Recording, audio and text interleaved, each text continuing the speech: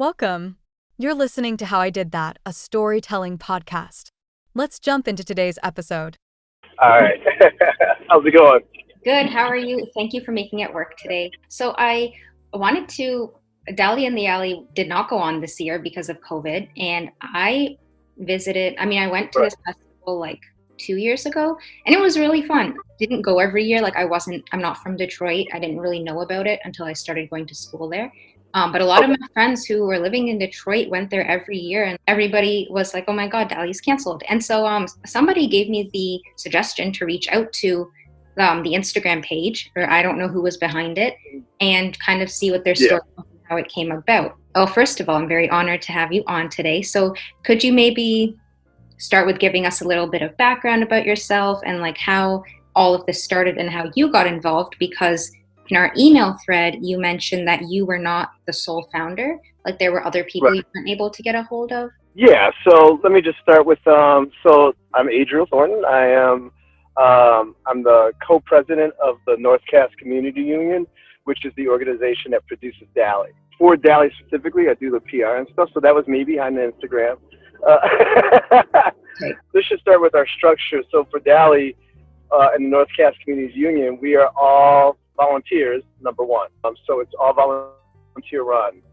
And most of us have some connection with either specifically Dali or the neighborhood that it happens in. So, and quite a few of us, myself included, actually went to a Dali, at least a Dali, when we were children. So that was a lot of our first introduction to Dali. And so again, being all volunteers, I think each and every single person that's on the Dali committee, really wants to make sure that Dali continues. And so, it's sort of like a generational thing. It gets transferred over. People come in and out of the organization. Even some of the first Dali producers are still around. They're not part of the group anymore, but they are still around and they still advise us.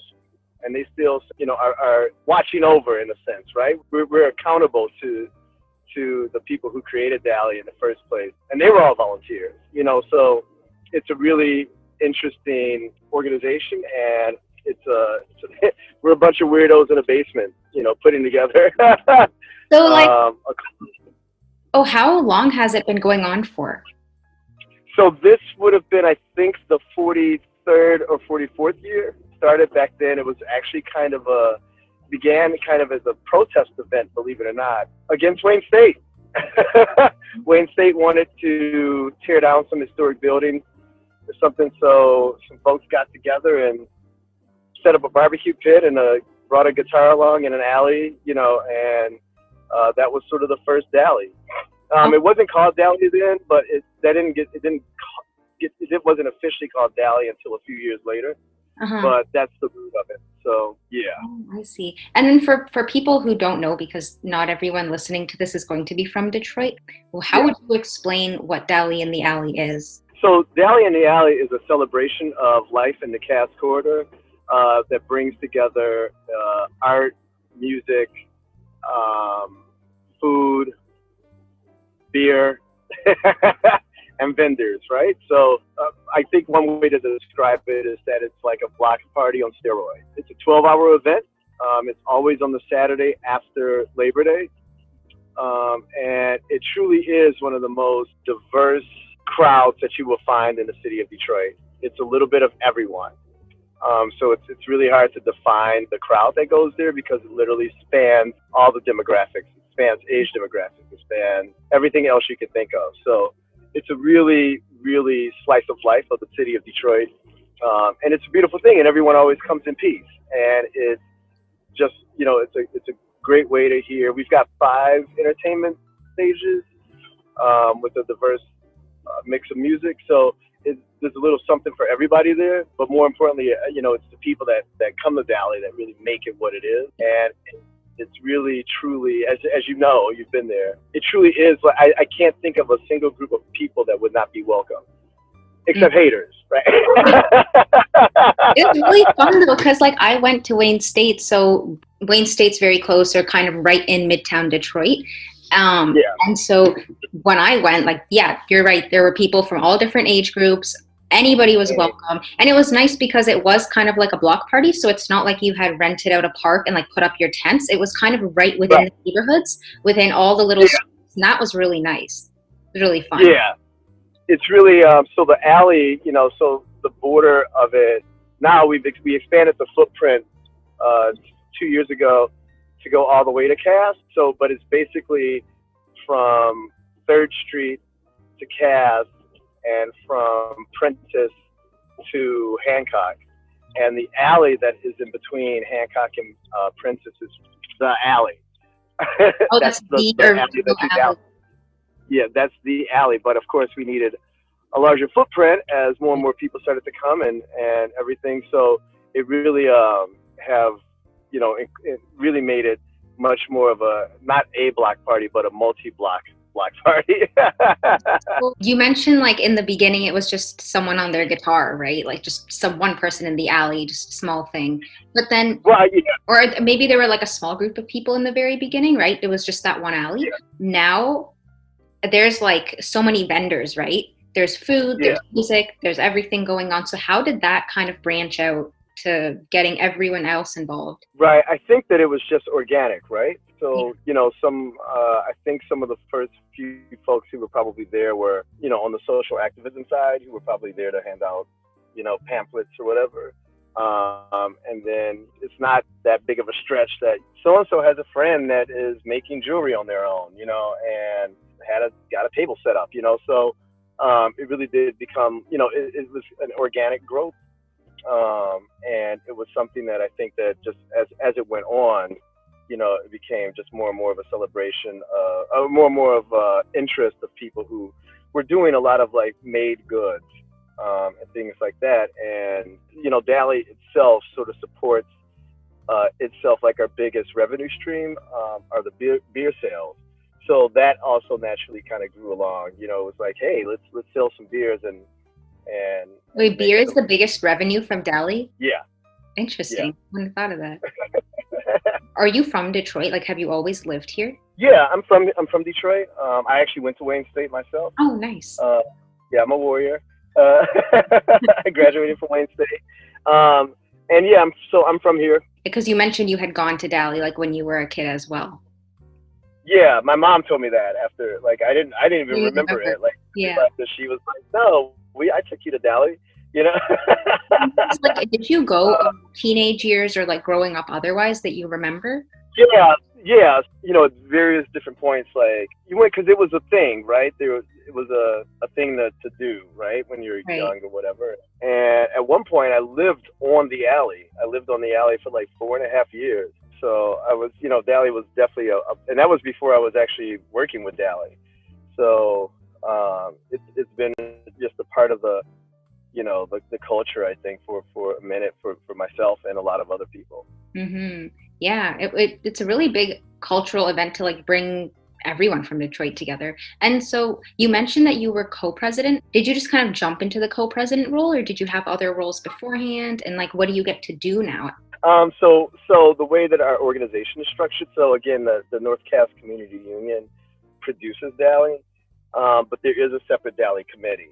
And let me just say that anybody can actually become a volunteer for Dali and participate in it. And if you just stick around long enough and actually want to fill a role, you probably can. I became co-president because someone nominated me to be, and I think there was a PR role or something like that, or marketing role in the NCCU, but I had a mirror role with Dali.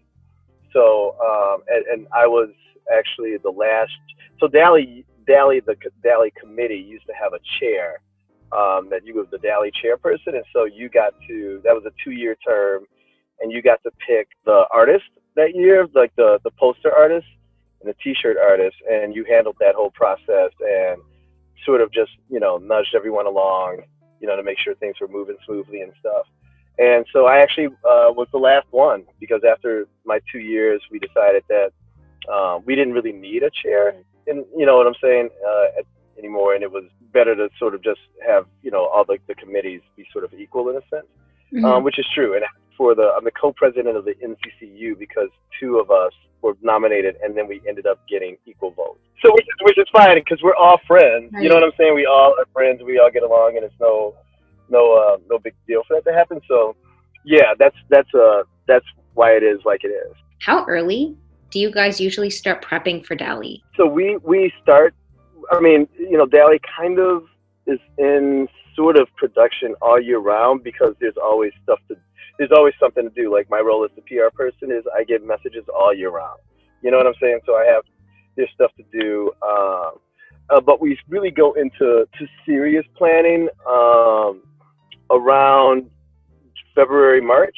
Mm-hmm. This year in particular, it was pretty clear to us that, well, we didn't know right away because we didn't, COVID we were just going into lockdown in March, Mm-hmm. and no one knew anything about what any of this was going to be like, right? We started, obviously there were a lot of events that started moving back and moving further and further back into the year. And then the city itself signaled that they probably were not going to approve any big scale events until 2021.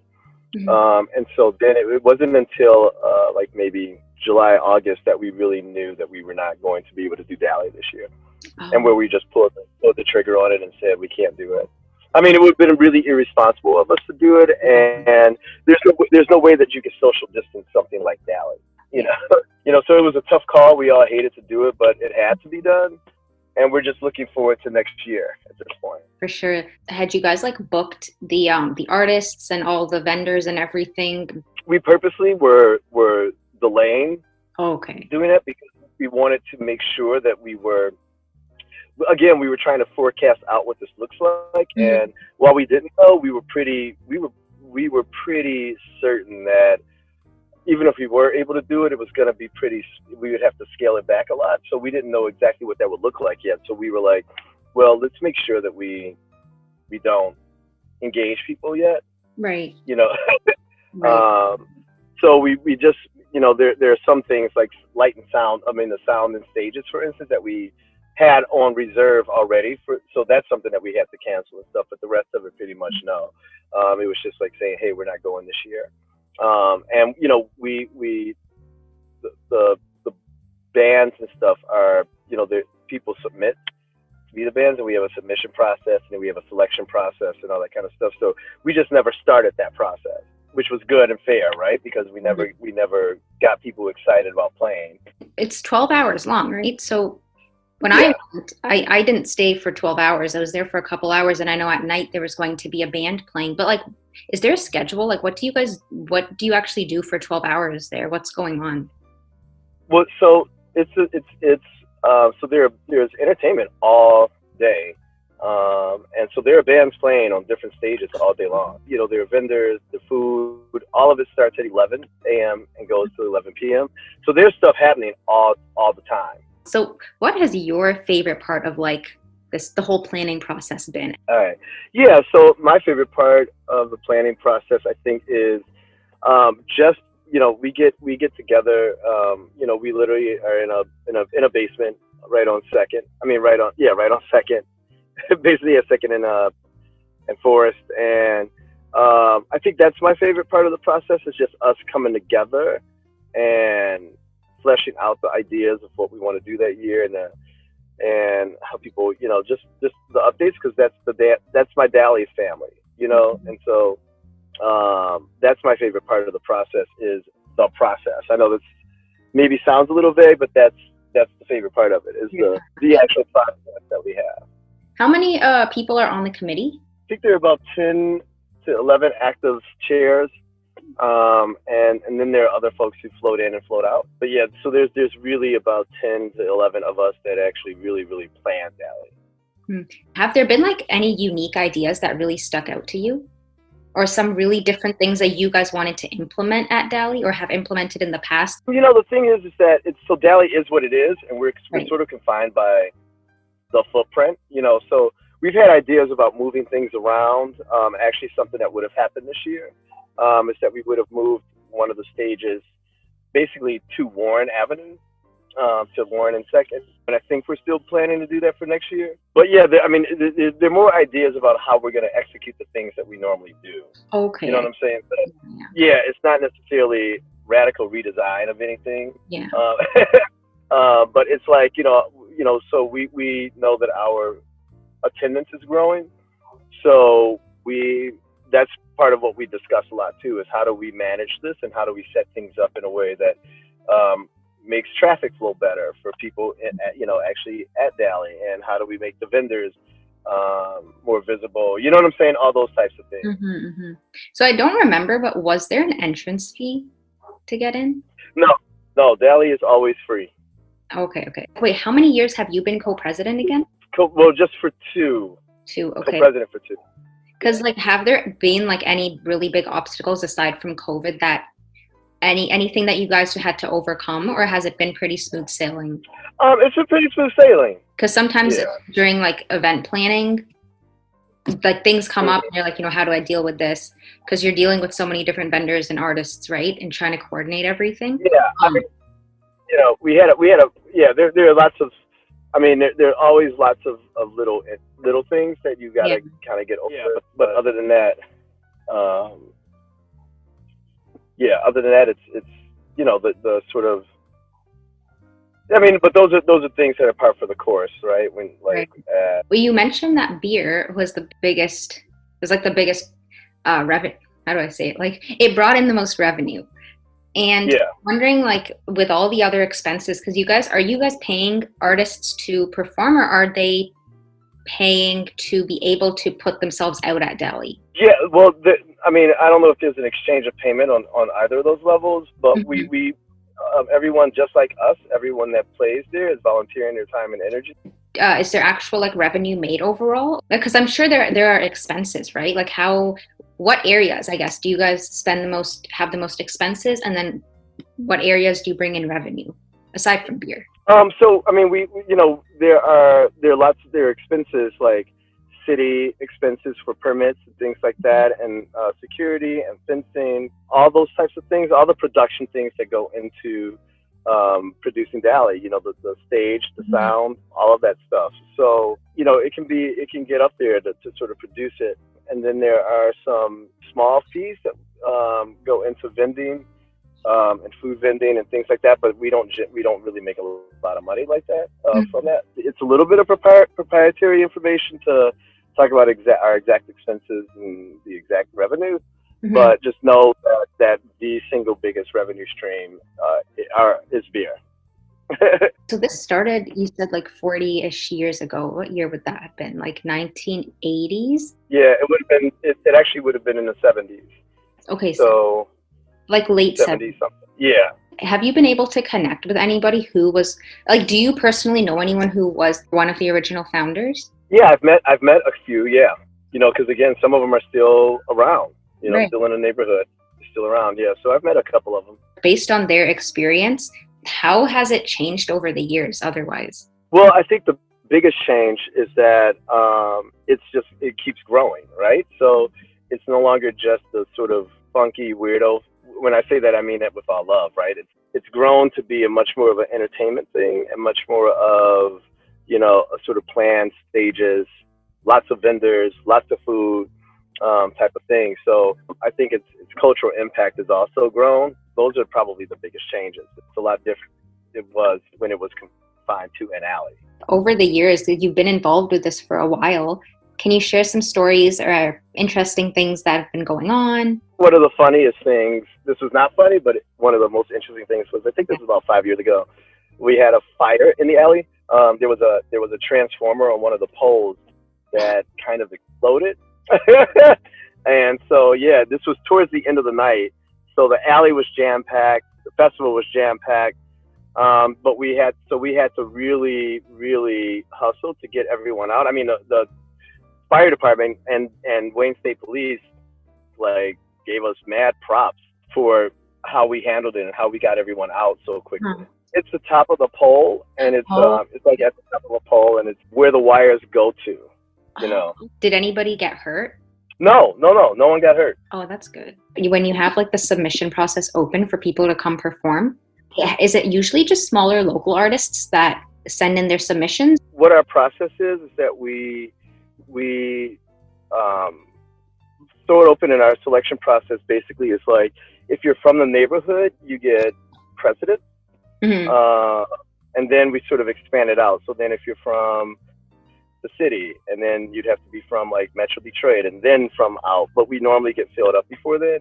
But we give preferential treatment to people who are from Detroit and actually specifically from that neighborhood. Do you have any favorite artists? I mean, dude, I'm not going to get into that. There's so many that have come through the years. There's so many that have done such a great job that, Right. And what kind of, like for the majority of artists that you guys are getting, what kind of genre of music are they usually within? Like what's the realm? They're all over. It's all over the place. All over, yeah. Electronic, hip hop, some folk, rock. It's really all over the place. And like in the future, what would you like to see implemented at Dali? That's a really interesting question. Well, there's not a lot that we don't do right now. You know what I'm saying? So I don't know. That's a good question. I'm not 100% sure. Maybe expanded kids area and kids zone, because that's a really popular thing. Oh, is there a kids zone right now? Yeah. So it's like kids do face painting. They do little crafts and stuff like that. I didn't notice many younger kids there either, unless their parents had just like left them in the kids section. That's why. Right. Yeah. Saying that's probably something that would would be a nice thing to have expanded. But in terms of vendors, do you guys go out of your way to reach out to vendors, or is it usually, like you were saying, word of mouth, where people are just coming to you and saying, I have someone who wants to set a table up? It's both. That's a submission process too, and it's usually first come, first serve, and usually really it's not necessarily like we select it and choose it.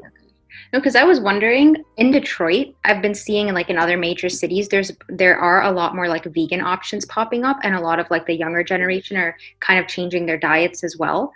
In the future, like, would you guys encompass more vegan vendors, or has that ever been an idea that has been thrown around? Yeah, no, we actually do that. We do offer a variety of food.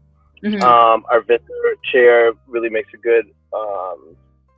She makes a good point of making sure that out of the ones that are selected, that there's a wide range of foods and dietary offerings there. So, yeah. What are some of the like types of foods available? Because I don't think I saw all of them. Like I don't think I explored the entire streets while I was there. I mean, there's stuff from vegan options, from food trucks to people doing grilled, barbecue type stuff to some dessert stuff. Yeah. I'm gonna kind of go back to questions about you. Like when you think of Dali, like what motivates you to keep going as co-president? One of the biggest motivations for me is my just love for Dali. I've done a lot of different events in the city, and Dali still remains one of my favorites. So I definitely value it as a cultural institution, and want to see it succeed. So that's why I actually volunteer for it. Do you see more younger people volunteering, or is it more people like 30 plus?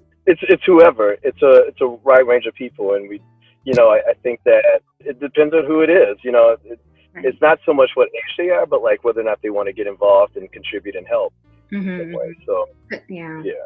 Because it is like a year-round planning process, right? Right. Like, how has the time commitment been?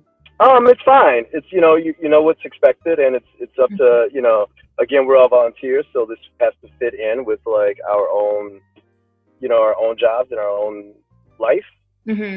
So it's the time commitment is kind of what you put into it. I guess that's true with most things. Yeah. I did ask you like where you wanted to see Dali going in the future, and you mentioned expanding the kids area. Do you think in the future, like the effects of COVID this year, do you think that will play a role in future Dali operations? It's so hard to tell. I think that obviously for next year, I can see it really having an effect on that. But I think so much of it up in the air, and it depends on what is going to happen with this thing, right? Right. If there's a vaccine, if there's rapid testing, you know what I'm saying? And really, it really has to do with the people. If people become comfortable again with being in big crowds, then I think that then we'll be fine. So we are playing it by ear too. I mean, we're also people, right? So, we also want to do something that makes us comfortable, uh, and keeps us safe. And especially, the health and well-being of the attendees is really paramount. So, we will take our signals from the industry and from the health departments of the state of Michigan and of the city of Detroit and pivot when we need to. But I mean, the whole thing is that DALI will definitely continue. Yeah, I mean, I'm really excited. I hope next year that it's able to move forward and, get past this. Thank you so much for joining today. I feel like I got a pretty good overview of what everything entails, like in the background, behind the scenes. And I'm sure people would love to hear from someone who is like on the DALI team, just also because it wasn't going on this year and people were missing it. Do you have any last words, any parting message? Nope, just DALI on. Thank you. And that's a wrap. Thanks for tuning into today's episode, and we'll see you next time.